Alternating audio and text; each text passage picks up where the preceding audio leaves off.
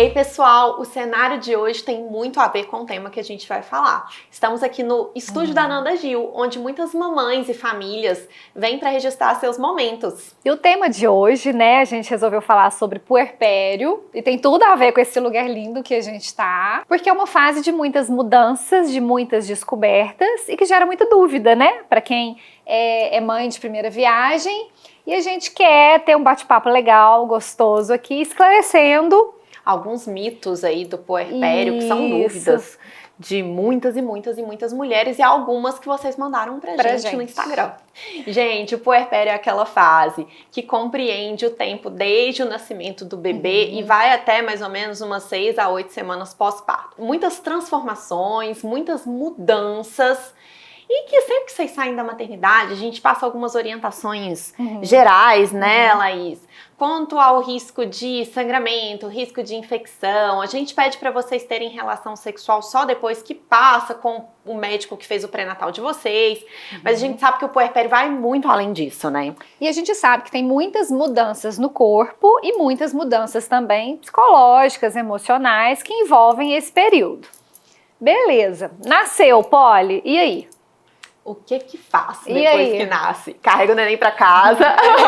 E quais orientações assim que o paciente tem que saber assim que está saindo do hospital? Gente, a gente sempre vai orientar para que a paciente deixe agendada a sua consulta de pós-parto.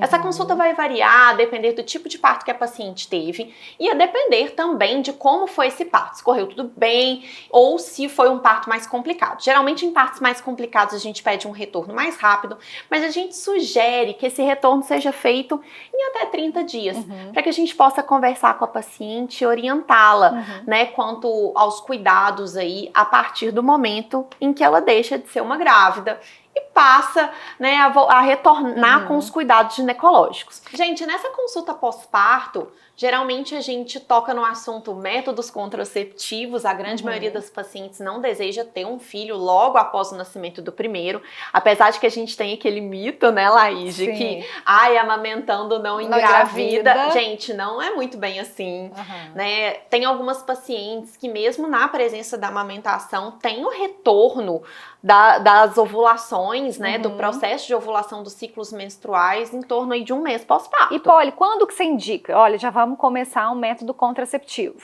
Bom, os métodos contraceptivos, Laís, eles podem ser iniciados, na verdade, em 2 momentos, né? Alguns métodos, como, por exemplo, o DIU, ele pode ser inserido em até 48 horas pós-parto, então já na maternidade a paciente pode inserir esse DIU, né? Ou 40 dias após. Né? Então, na grande maioria das vezes, a gente vai conversar com a paciente para iniciar uma contracepção no consultório, aí entre 30 dias pós-parto, para que a gente inicie esse método contraceptivo. Se não, pode engravidar sim. Pode engravidar sim, e a gente só libera para atividade sexual depois que passa com a gente, tá? Geralmente são métodos à base de progesterona ou sem hormônio, tá? Para não ter o prejuízo da amamentação. Né, que é outro mito aí. A não ser que quem não está amamentando, aí você já pode escolher qualquer um. Depende do perfil da paciente, né, isso vocês podem ver no nosso outro episódio, né, mas geralmente se a paciente não tá amamentando mais, se já se passaram em torno de 2 meses do parto, dá pra gente já iniciar às vezes um anticoncepcional com estrogênio. Mas geralmente são métodos à base de progesterona e métodos não hormonais. Geralmente a paciente chega pra gente querendo saber se esse método vai afetar a vida dela. Tem muitas pacientes que queixam, né, do ganho de peso, da gestação. E aí chegam pra mim com queixa de, Polly, estria, né? Eu tive estria na gestação, ou então não tive nenhuma estria na gestação e de repente no pós-parto apareceu estria. E aí o que a gente faz com essa estria, Laís? Gente, então, estria tem tratamento sim, independente se a mãe está amamentando ou não. Para mim, o que vai fazer diferença é se o tratamento para essa estria eu vou fazer somente tratamento tópico em casa ou se eu vou precisar associar um laser, uma tecnologia lá no consultório. Quando que deve procurar o tratamento? O mais rápido possível. Percebeu que a estria apareceu, procura um dermato para a gente começar o tratamento o mais precoce possível. E aí o resultado final é muito bom. A maioria das pacientes queixam de estrias, né, Laís, na parte das mamas. Sim. E do abdômen. E do Estria abdômen. pode aparecer no corpo todo. Mas são os lugares mais comuns. Mas são os mais comuns. E com relação ao abdômen, a gente ouve muito falar também de uso de métodos para que a gente consiga reduzir a medida do abdômen logo após o parto, né? A gente acaba tendo um pouquinho de pressa, né, nesse puerpério de retomar o corpo que era antes. Da gravidez. E assim, vamos falar sério, não vai voltar a 100%, né? Claro. E a gente tem que dar tempo para isso. A paciente não teve o desenvolvimento da gestação do dia para noite. Esse retorno para o corpo anterior vai demandar um tempo, sim. E aí, assim, já vou falar aqui que eu odeio cinta e eu não recomendo. Na verdade, eu acho que ninguém atualmente recomenda cinta. Não que a paciente nunca possa usar uma cinta, tá, gente? Assim, ai, Poliana, eu quero ir num local especial, vou usar uma roupa, quero muito usar um vestido mais justinho e tudo, não me sinto confortável. Posso usar a cinta por algumas horas? Ok. Mas cinta não ajuda a fazer a barriga voltar mais rápido. Uso contínuo todo dia em casa, assim que sai do hospital, não é uma recomendação. Nem pensar, né? Causa desconforto para paciente, não ajuda na ativação dessa musculatura, né? Então, e não reduz medida. Não vai ser o que vai resolver pra gente, de fato. E aquelas calcinhas de cintura mais alta, que tem uma certa pressão, aquelas modeladoras, mas que são mais confortáveis. Você acha que vale a pena? Super acho. Eu acho que a calcinha pós-parto, assim, de fato, é o que vai reduzir essa sensação de órgãos soltos que a paciente tem. Que a barriga tá solta. Né, de que tá tudo solto lá dentro, aquela sensação de que tá tudo muito Elas são mole. confortáveis, né? São super confortáveis, dão uma leve compressão, né? Sim. Eu acho que até ajuda um pouquinho na questão da postura da paciente. Então, a calcinha pós-parto ela é bem-vinda. Aprovada. E outra coisa, Polly, é super importante a gente entender que durante a gravidez, os cuidados que a gente teve nesse período vai influenciar muito no puerpério, nessa flacidez de abdômen, no surgimento de estrias, né? Tentar fazer atividade física durante a gravidez é importante, até para você depois voltar a fazer atividade física no pós-parto. No pós-parto. É lógico que assim, salvo em exceções, né? Realmente algumas pacientes têm contraindicação de fazer atividade física na gestação, tá? Em risco de trabalho de parto prematuro. Mas tirando isso, a atividade física ela é muito bem-vinda durante todo o período gestacional e até no pós-parto. Geralmente, assim, principalmente pós-cesariana, a gente libera a atividade física no pós-parto depois de uns 30, 40 dias, né? É lógico que liberar, né, Laís? Não quer dizer que a paciente vai fazer. Ela tem que se sentir confortável para já conseguir fazer determinados exercícios, né? Não, e até do ponto de vista tempo também, né? A paciente às vezes não vai conseguir conciliar tempo para fazer atividade física, mas que a gente sabe que ajuda bastante aí, né? A retomar o corpo e a paciente se sentir bem, ajuda em muitos aspectos. Sim, com certeza. Ô Polly, e como você disse, é muito comum nesse momento que está amamentando começar um método contraceptivo. E a gente sabe que o eflúvio pós-parto, essa queda de cabelo que acontece no pós-parto, quando ela tem uma duração maior, além do esperado, e essa paciente já tinha um diagnóstico de alopecia androgenética, ou tem alopecia androgenética na família, na mãe, na irmã, no tio, na tia, e esse cabelo continua caindo, muitas vezes o que está perpetuando essa queda é um método contraceptivo de progesterona. Mas às vezes é a única coisa que a gente vai ter para fazer para aquela paciente dentro desse período, porque assim, ela quer fazer a contracepção, né, Laís? Às vezes ela não quer colocar um DIU não hormonal. Aí são escolhas, né? Ou preservativo. Né? Ou preservativo. Até essa queda de cabelo melhorar e a gente pensar em reiniciar esse tratamento, como às esse vezes método contraceptivo. A frequência sexual do casal acaba caindo um pouco nessa fase de pós-parto, às vezes o uso da camisinha não deixa a paciente tão desconfortável. Mas a partir do momento que isso gera um medo, né, que é super comum, tem muita paciente que principalmente no primeiro ano da engravidar criança... de novo de jeito nenhum, né? Socorro, não, né? Não, outro filho não. Outro tá filho ótimo, não. Quando alguém pergunta e fala, ai, o segundo, que segundo, né? Tipo, não tô dando conta do primeiro. Como assim vou ter mais um? Né? E a gente deixar essa paciente só com a camisinha.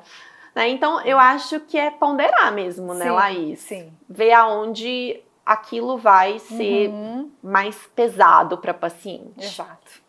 Outra coisa que as pacientes queixam muito, né, na consulta com a gente, com o obstetra, é da queda capilar. Muito. É uma queixa super comum. Nossa, e assim, Laís, tem como evitar? Infelizmente não.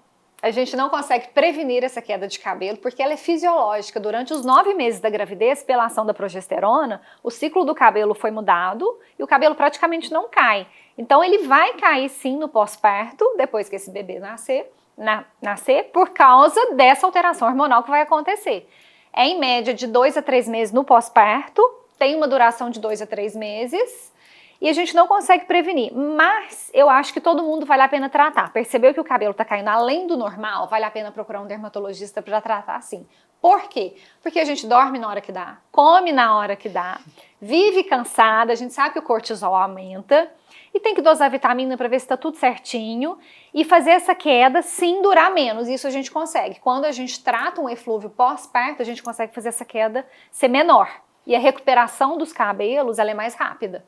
Então, prevenir a gente não consegue, mas a gente consegue tratar para cair menos. Isso é muito importante Muito, também. muito. Apesar de muita gente achar que a questão da pele, do cabelo, dos próprios procedimentos estéticos, né, após a gestação, que é estético, não é necessário para a vivência, doença, né, da paciente. O paciente sim. consegue viver, sim, isso é óbvio que consegue. Mas a gente sabe que a autoestima no puerpério, ela fica muito baixa.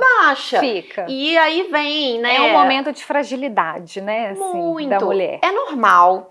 Mas eu acho que esse autocuidado ajuda nesse reconhecimento da paciente se olhar no espelho e conseguir ver um pouquinho dela ali no fundo de novo, né? Porque acaba que a maternidade ela é muito avassaladora, né? A paciente vai se enxergando como mãe, mas cadê a mulher? A mulher por trás daquilo, né? E Laís, quando que a gente pode fazer, às vezes, assim, um botox, um procedimento estético pra poder dar um up na cara de cansaço dessa mãe? Em quem não amamenta, assim que quiser. O problema é a amamentação. Então, o que eu recomendo? Começou a introdução alimentar, essa criança já está comendo frutinha, papinha, não é só mais o aleitamento materno exclusivo, a gente já tem segurança de fazer qualquer coisa no consultório. Todos os procedimentos injetáveis eu faço, desde que a criança já esteja na introdução alimentar. Eu vejo segurança nisso. Em aleitamento materno exclusivo, eu prefiro esperar, porque eu acho que é uma fase passageira, que o foco realmente é o bebê, mas passou esse período, a gente faz tudo com segurança, que é o mais importante, né? E com relação a cuidados da pele, tem muitos produtos que a gente não pode usar.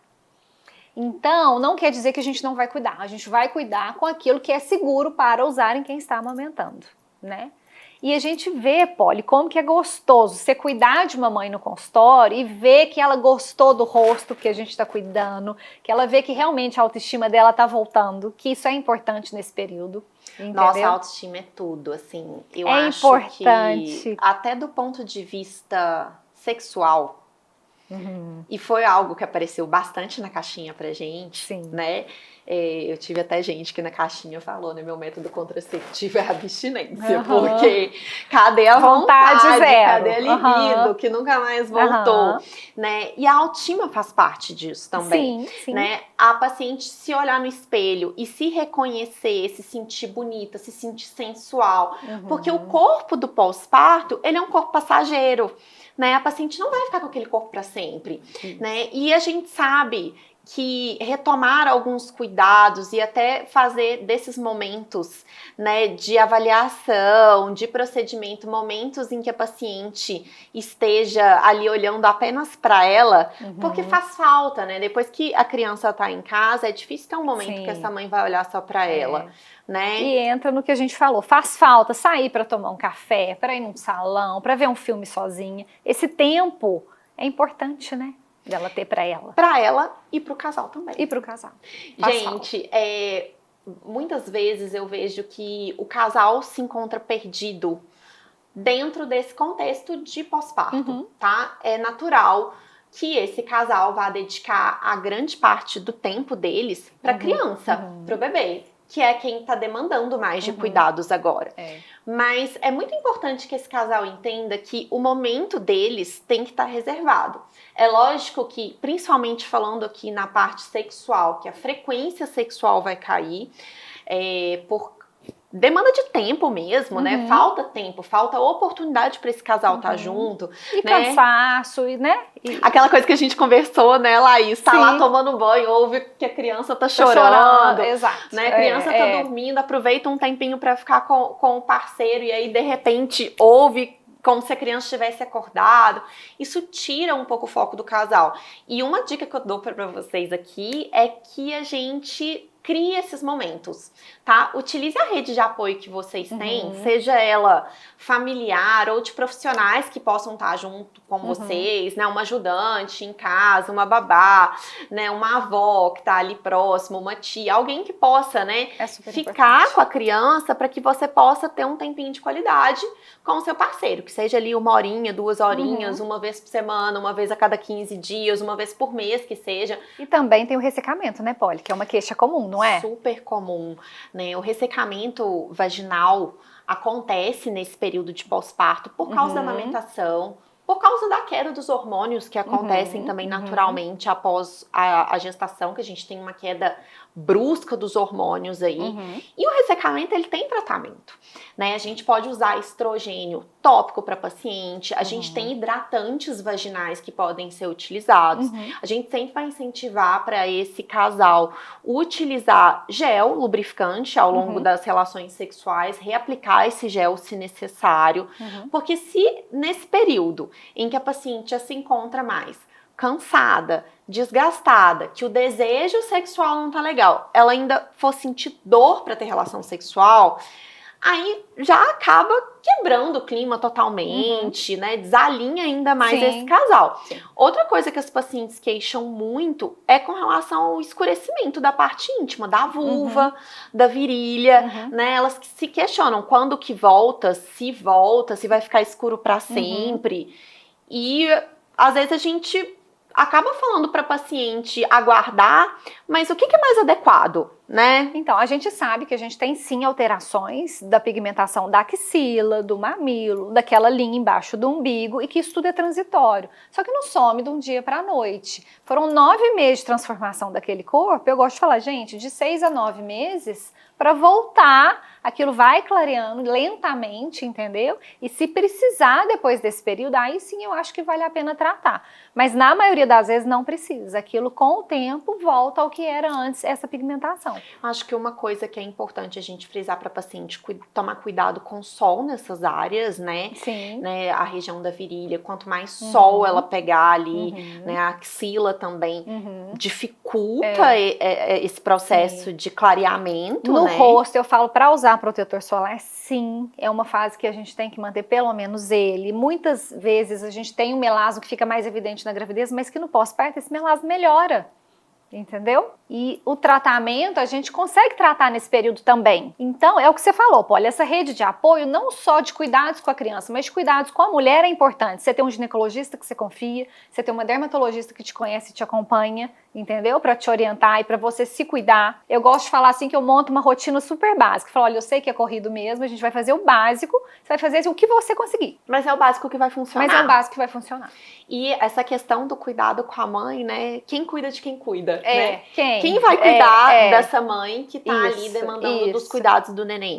Como que a gente tá jogando ali dentro dessa rotina familiar os cuidados com o bebê, né? Como que isso é dividido? Porque a gente sabe que tem tarefas que só a paciente pode fazer. Exato. Né? Amamentar, se ela tá em amamentação exclusiva é só ela. no peito, é só ela. Mas as outras tarefas do bebê, elas podem ser divididas. Ô, Polly, e é uma fase que eu gosto assim, eu falo muito isso no meu consultório, muito. É um momento de não se cobrar tanto com relação a se já tá no corpo perfeito, se já emagreceu, entendeu? Se tá bem, é um momento de não se cobrar tanto. Cada mãe tem seu tempo.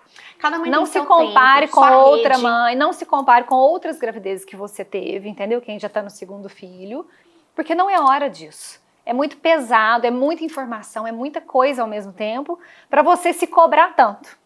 o fardo já é grande, né? Se a paciente ainda coloca em cima disso uma pressa, né, de retorno a todas as atividades, de retorno ao corpo, de já voltar a trabalhar, no mesmo pique que antes. E muitas das vezes a gente vê, né, em rede social uma vida perfeita, né, uma competição do tipo, ai, fulana voltou ao trabalho com 2 meses de gravidez.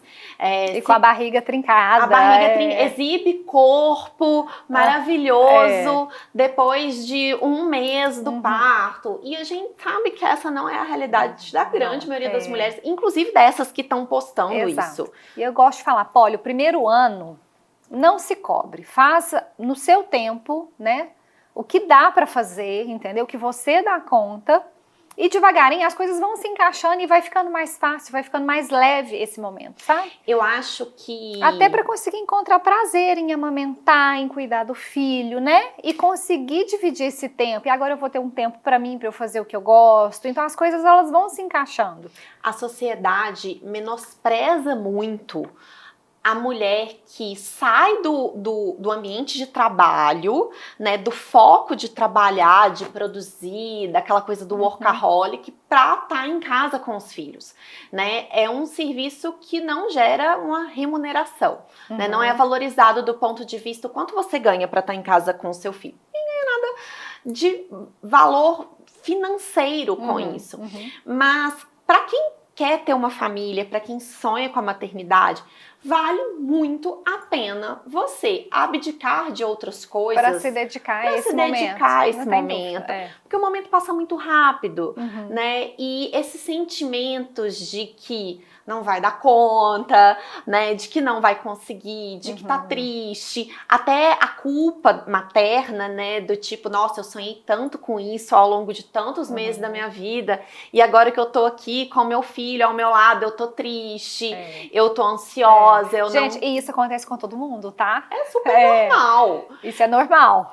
Todo mundo vai passar por isso, por esse questionamento. E tá tudo certo, né? A gente chama de blues puerperal, né? O blues puerperal, que são esses sintomas que a gente tá falando aqui, né? De se sentir inútil, de não se validar ali dentro da maternidade. De achar que não vai dar conta. Ele acontece em 80% das pacientes. 80% é muita coisa, né? Então, são sentimentos muito comuns. E eu acho que enxergar tudo isso como algo normal, que vai acontecer, né? E que tá tudo certo acontecer, já é um passo para que você saia. Polly, e até quando é normal uma mãe se sentir no pós-parto que não tá legal, que tá cansada, fica meio chorosa? Até quando isso é normal, isso é realmente esperado? Ou quando não, essa paciente precisa de ter uma ajuda para ela passar esse momento, né? Ela precisa de uma ajuda profissional para superar esse momento. A gente, como profissional da saúde, tem que ter uma atenção maior a isso, sabe? Existe uma negligência da paciente quando ela já ganhou o neném, né? E ela até se negligencia. Eu percebo muito isso em consultório, por exemplo. O paciente chega na consulta de pós-parto e eu pergunto, e aí, como é que estão as coisas? E a paciente só fala do bebê. Ai, doutora, meu bebê tá ótimo. Nossa, ele ganhou tantos quilos. Nossa, ele tá mamando, né? E conta muito do filho. E na hora que eu paro, eu olho pra ela e falo, e você? Me conta como que você está.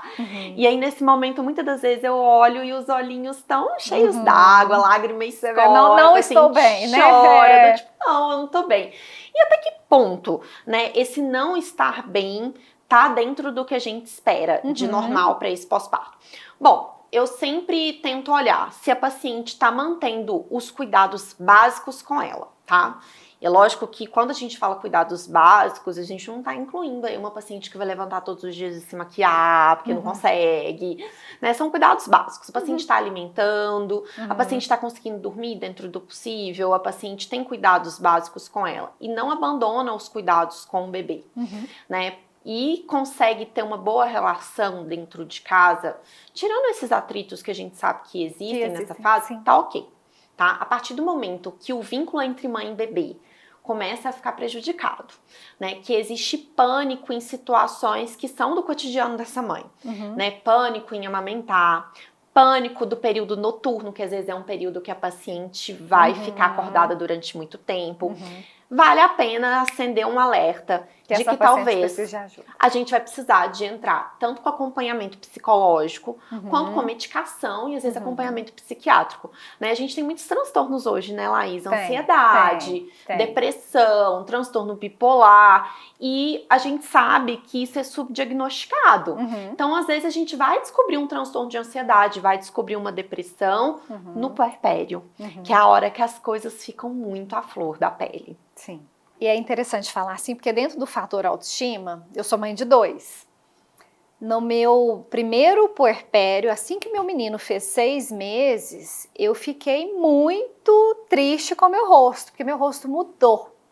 Como foi aleitamento materno exclusivo 6 meses, meu rosto realmente derreteu, meu bigode chinês ficou marcado, olheira funda, e eu não queria sair de casa, eu não queria tirar foto, porque aquilo me incomodava. Eu falei, gente, essa não sou eu. E aí, assim que meu menino começou a ter as refeições, a introdução alimentar, o meu marido fez preenchimento no meu rosto, eu fiquei encantada. Na hora que eu olhei, falei, sou eu de novo, sabe? Essa é a mulher que eu queria encontrar. Essa é a Laís de novo, agora ela tá pronta pra sair, pra tirar foto. Então, assim, a gente vê que talvez uma coisa sutil, como que interfere pra você poder sair e gostar do que você tá vendo, sabe? E se reconhecer nessa fase, porque tem as partes boas dessa fase, dessas descobertas, desses desafios. Eu acho que a gente acaba conhecendo uma mulher mais forte, né? Eu acho que a gente tem que tirar um pouco esse peso do voltar a ser como antes, porque a grande maioria de nós não vai voltar a ser como antes, né? Mas talvez esse novo encontro seja um encontro ainda mais. Mas tem que se olhar e gostar do que você tá vendo no espelho, dessa mãe, entendeu? Essa mãe, ela é bonita. Sim. Entendeu? Então, Paula, eu acho importante sim buscar as ferramentas que são necessárias para você voltar a se sentir bonita. Isso é importante nesse momento. Puxar algo ali dentro de você e recursos externos que a gente tem para que você possa... E melhorar aquilo que está te incomodando, né? Exatamente. Pessoal, e esse tema, assim, ele pode parecer um pouco pesado, mas a gente sabe que é uma fase transformadora, que a gente conhece um amor, assim, gigante, que realmente muda a vida, e olhando para trás a gente vê, assim, o tanto que a maternidade é maravilhosa, o quanto a gente se doa e quer cuidar. Pode ser que algumas mães, sim, precisam de ajuda, né, para alguns desafios que vão surgir. E para isso eu acho importante, sim, ter essa rede de apoio, e a gente quis gravar esse conteúdo para explicar as dúvidas comuns, para esclarecer, para dizer que cada um tem seu tempo, que muitas coisas, muitas queixas a gente consegue tratar, a gente consegue resolver, né? E que a gente pode fazer a nossa rede de apoio. Isso. Né? Inclusive, é um convite para você que está assistindo esse vídeo aqui com a gente, para que você deixe o seu desabafo, para que você deixe o seu carinho, o seu amor para essa mãe que está vivendo esse período que parece ser muito nebuloso, né? Muito escuro, porque você possa trazer a luz para essa mãe também. Nós também aqui, como profissionais, estamos aqui para poder ajudar vocês nesse momento. O puerpério, ele é uma fase de muitos desafios, mas ele também é muito transformador. E a gente tem certeza que nesse momento você também vai descobrir uma mulher ainda mais encantadora por trás disso tudo. Então coloca aqui a sua experiência nos comentários desse vídeo, o que você está passando, qual dúvida que você teve, qual desafio que você enfrentou, como que você resolveu isso, para a gente poder te ajudar e fazer desse vídeo também uma rede de apoio. Sim, que outras mulheres venham até aqui para poder te ajudar, né, e contar suas experiências. Juntas a gente pode mais. Pessoal, esse foi o nosso segundo episódio. Espero que vocês tenham curtido. Comentem aqui embaixo, tragam pra gente novos temas. Compartilhem bastante esse vídeo, divulguem o nosso canal para que outros temas tão interessantes como esse possam estar aqui com vocês. E temas, dúvidas que a gente não falou, pode perguntar que a gente está às ordens para responder, porque a gente sabe que é muito amplo, né, esse assunto. Então, assim, pode contar com a gente para esse momento, quem está passando por isso, que nós estamos aqui para ajudar.